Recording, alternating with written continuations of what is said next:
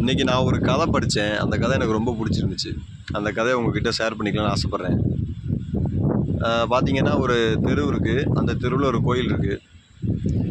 அந்த ஊரில் வந்து அன்றைக்கி திருவிழா. அந்த திருவிழாவோட கான்செப்ட் என்னென்னா, அந்த கோயிலில் இருக்கிற இந்த சாமியை வந்து தேரில் வச்சு எல்லா பக்கமும் அழைச்சிட்டு வருவாங்க. ஸோ அவங்க அழைச்சிட்டு வரும்போது வயசானவங்க, ப்ரெக்னன்சி லேடி, இந்த மாதிரி சின்ன குழந்தைங்க, யாரெல்லாம் கோயிலுக்குள்ளே போக முடியாமல் இருக்காங்களோ அவங்கெல்லாம் வந்து சாமியை வந்து பார்த்து சாமிகிட்ட ஆசீர்வாதம் வாங்குவாங்க. ஸோ சாமியுமே வந்து கருவறைக்குள்ளே இருக்கிறனால மக்களோட கஷ்டம் வந்து தெரியாமல் போயிடக்கூடாதுன்னு சொல்லிட்டு, மக்கள் படக்கூடிய நீ துயரத்தை வந்து நீ பாரு, ஊருக்குள்ளே வந்து பாரு, மக்கள்லாம் என்ன பண்ணிகிட்ருக்காங்கன்ட்டு பாரு அப்படின்னு சொல்லிட்டு நம்மளும் வந்து கடவுள்கிட்ட வந்து நம்மளுடைய நிலைமைகளை எடுத்து கூடுறதுக்காகவும் சாமி என்ன பண்ணுறாங்கன்னா தேரில் வச்சு கூட்டிகிட்டு வராங்க. அங்கே என்ன நடக்குது அப்படின்னா, அந்த தெருவில் வந்து ஒரு தாசி ஒருத்தவங்க இருக்காங்க. தாசினா என்னென்னா விலை மாதர், உங்களுக்கே தெரியும். ஸோ அவங்க என்ன பண்ணுறாங்கன்னா, அவங்க வந்து இந்த மாதிரி பாலியல் ரீதியான தொழில் பண்ணுறாங்க. அதாவது இந்த கதையில் வரக்கூடிய ஒரு காட்சி. ஸோ அவங்க வந்து அந்த பாலியல் ரீதியான ஒரு தொழில் வந்து பண்ணிகிட்ருக்கும்போது, இது வந்து அந்த ஊர் மக்கள்லாம் வந்து அதை வந்து தவறாக வந்து பேசுகிறாங்க. அவங்க அவங்க அந்த தொழிலை வந்து குத்தி காட்டி அவங்கள ஒவ்வொரு இடத்துலையுமே வந்து டாமினேட் பண்ணுவாங்க. இந்த தொழிலை வந்து நான் வந்து சரின்னு சொல்ல கிடையாது. மக்கள்லாம் வந்து அப்படி பேசுகிறாங்க. கதையில் அப்படி தான் இருக்குது. மக்கள்லாம் பேசுகிறாங்க. அப்படி மக்கள்லாம் பேசும்பொழுது அவங்களுக்கு வந்து ரொம்ப கஷ்டமாக இருக்கும். அன்னைக்குன்னு பார்த்து திருவிழா. அந்த திருவிழாவுக்கு வந்து சாமி வந்து தேரில் வருது.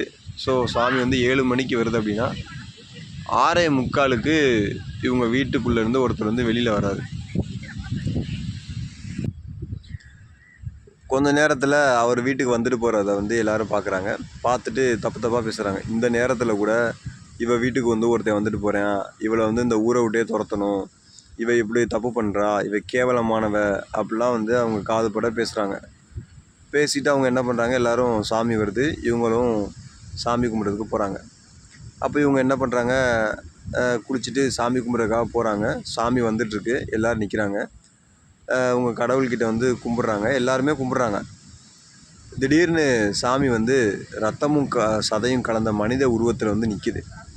எல்லோரும் சாமியை பார்த்து கும்பிட்றாங்க. சாமியை பார்த்து கும்பிடும் பொழுது அப்போ அதில் ஒருத்தர் சொல்கிறாரு, நம்ம எல்லாரோட திருவிழாவில் வந்து சாமி வந்து ரொம்ப மகிழ்ச்சி அடைஞ்சு அம்மன் வந்து நமக்கெல்லாம் அருள் காட்சி கொடுக்குது, எல்லோரும் அதோட ஆசீர்வாதம் வாங்கிக்கோங்கன்னு சொல்லி கேட்குறாங்க. அதுக்கு அம்மன் சொல்லுது, நீங்கள் நினைக்கிறது தப்பு. இங்கே இருக்கிற என்னோடய பக்தை ஒருத்தவங்க மனமுருகி என்னை கூப்பிட்டனால நான் அவங்களுக்கு ஆசீர்வாதம் பண்ணுறதுக்கு நான் வந்திருக்கேன் அப்படின்னு சொல்கிறாங்க. அப்போ அங்கே இருக்க மக்கள்லாம் அது யாராக இருக்கும் அப்படின்னு யோசிக்கிறாங்க.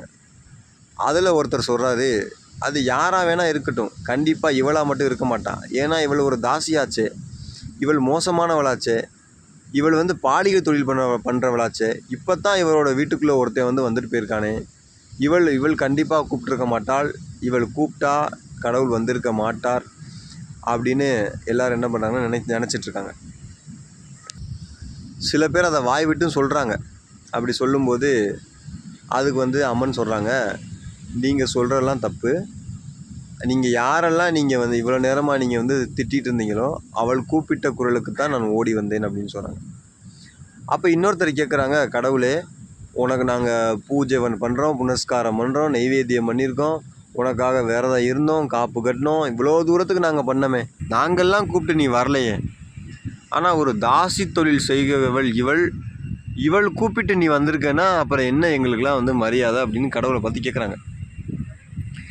அதுக்கு சாமி சொல்லிச்சான், நீங்கள் சொல்கிறது சரிதான், நீங்கள் எல்லாம் எவ்வளவோ பூஜை பண்ணுறீங்க, புனஸ்காரம் பண்ணுறீங்க, நீங்கள் எல்லாம் கூப்பிட்டு நான் வரல, அவள் தாசி தொழில் பண்ணுற ஒரு தாசி, இவள் கூப்பிட்டால் தான் நான் வந்திருக்கேன். அது ஏன்னா அதுக்கு ஒரு காரணம் இருக்குதுன்னு சொல்கிறாங்க.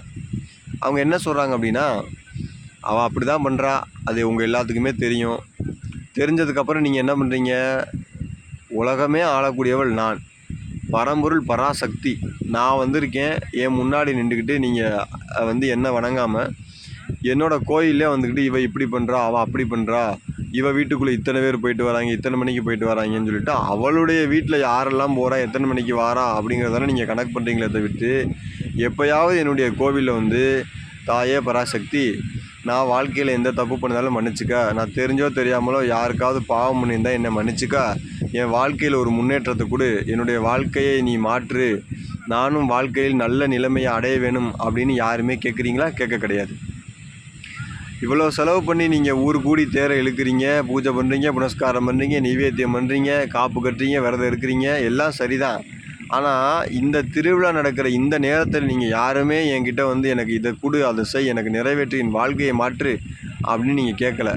இந்த நேரத்தில் வந்து நின்றுட்டு 7 மணிக்கு அவன் வீட்டுக்குள்ளே ஒருத்தன் போனேன், 8 மணிக்கு ஒருத்தன் வெளியில் வந்தேன், 4 மணிக்கு ஒருத்தன் போனேன், 3 மணிக்கு வந்தா, இவ ஒரு தாசி, இவ போன இடம் தீட்டு, இவளுக்கு தண்ணி கொடுக்காதீங்க, இவ போகிற கடைக்கு நம்ம போகக்கூடாது, இந்த மாதிரி தான் சொல்கிறீங்களே தவிர்த்துட்டு, அந்த பெண்ணுக்கும் ஒரு மனது இருக்குது.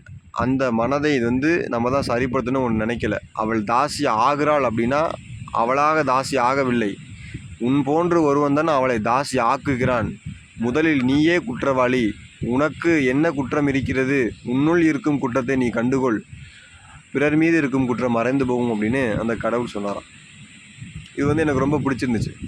இதில் என்ன கான்செப்ட் சொல்கிறாங்க அப்படின்னா, அவங்க அப்படி தான் அவங்க இருந்துட்டு போகிறாங்கன்னா அவங்களுடைய தனிப்பட்ட விருப்பமாக இருக்கலாம். அது சரி, அது தப்பது அப்படின்னு அடுத்தவங்கள ஜட்ஜ் பண்ணுறதுக்கு நம்ம வந்து அடுத்தவங்க வாழ்க்கையை வாழ்கிறதுக்கும் அடுத்தவங்கள ஜட்ஜ் பண்ணுறதுக்கும் நாம் ஆள் கிடையாது. நமக்குன்னு ஒரு தனிப்பட்ட வாழ்க்கை இருக்குது. அந்த தனிப்பட்ட வாழ்க்கையை எப்படி வாழணும், அதில் என்னெல்லாம் குறைகள் இருக்குது, நம்மக்கிட்ட என்ன குறைகள் இருக்குது அப்படிங்கிறத அதை என்னென்னு தெரிஞ்சுக்கிட்டு அதை தான் நம்ம சரிப்படுத்தணுமே தவிர்த்துட்டு இன்னொருத்தவங்களை கம்பேர் பண்ணி அவங்க இப்படி இருக்காங்க, இவங்க இப்படி இருக்காங்கன்னு நினச்சா கடைசியில் நம்ம வாழ்க்கை ஒரு கேள்விக்குறியாக தான் வந்துடும். ஸோ இந்த விஷயம் வந்து எனக்கு ரொம்ப பிடிச்சிருந்துச்சு. ஸோ அதை உங்கள்கிட்ட ஷேர் பண்ணுறேன். ரொம்ப நன்றி.